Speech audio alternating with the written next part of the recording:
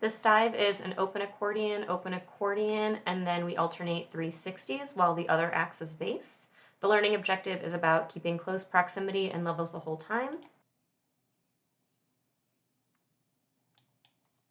Okay, so the exit positions are front float and rear float.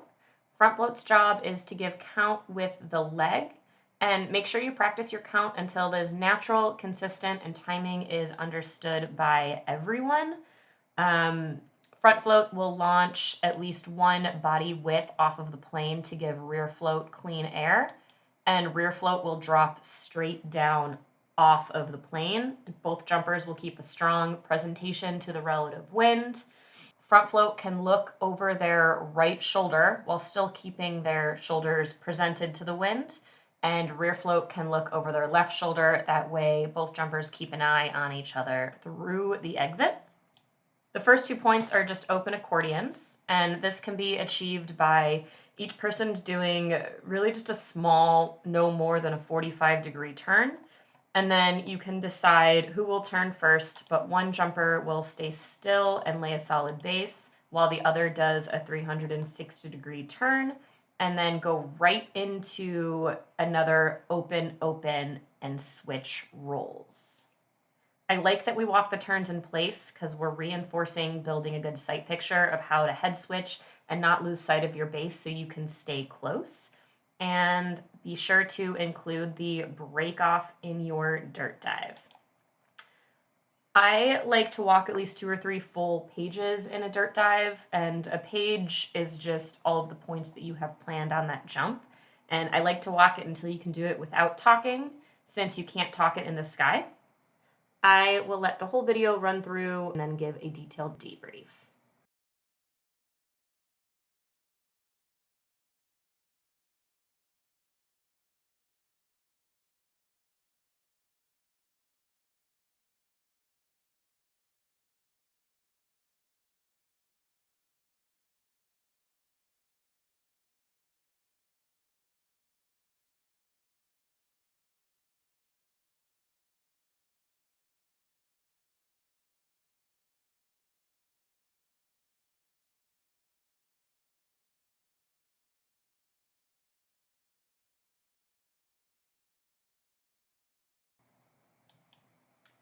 Okay, so we have a pretty good launch. Haley could have her chin up maybe a little more here, but overall, really great presentation to the wind.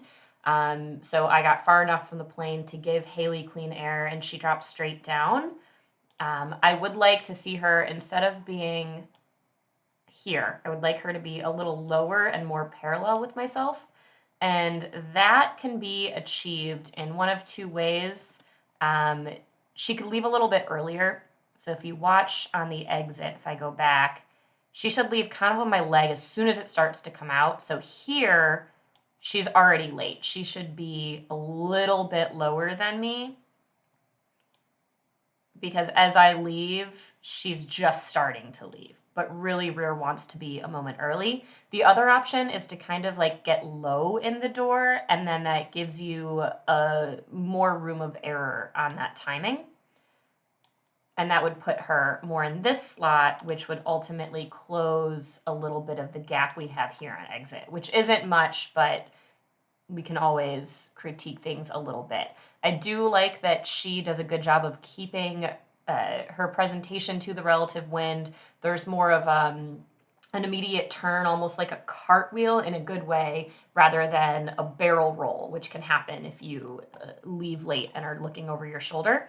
And that lets us turn and face each other right away and just go right into the dive. So here I think she has a really beautiful turn, and if I'm critiquing it just a little bit, you can see she ends up, I mean, what is that, like 2 feet away, which isn't much, but if we were to critique it, I think what's happening is that if I go back, as soon as she starts her turn, her feet come up just slightly, and you really want to keep that consistent pressure with the wind, because it causes her to back up right there just a little.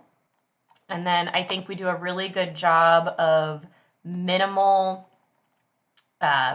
movement between the accordions, and you can see our bodies are very parallel to each other. So we're matching each other's turns and speed very well and very smooth.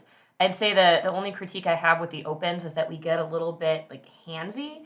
So we're a little confused on the grip management. We didn't talk enough about who picks up who when you come out of a turn. And honestly, sometimes open accordions just get a little bit confusing anyway.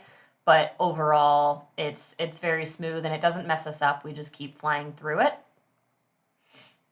And then you can see we stay on level very well through the turns as well. And overall, just really beautiful job, very smooth. And moving forward, really the only thing we talked about is how we should keep our legs out through the turn and talk more about grip management. So with that, make sure you pick a canopy procedure to practice. Know your wins, know your landing patterns, what your goals are for the jump, whether they be personal or for the group as a whole. And if you have questions, find any coach at the DZ and go have some fun.